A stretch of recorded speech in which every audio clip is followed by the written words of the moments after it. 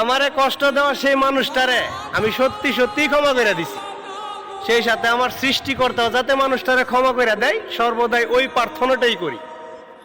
হয়তোবা মানুষটা আমার সাথে যা করছে ওইগুলারে ভুল বলি আর অপরাধ বলি, করছে অনেকটাই খারাপ, ওইটা সত্যি বটে।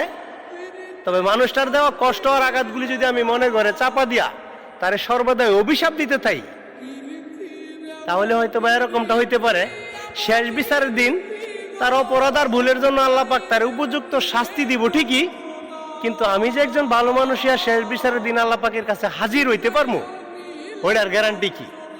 তাছাড়া তারে ক্ষমা করে দেওয়া হয়তোবা আল্লাহ পাকের একটা বিশেষ নিয়ামত আমার উপরে, কারণ ভুল আর অপরাধ অনেকেই করতে পারে, ক্ষমা জিনিসটা কয়জনে করতে পারে।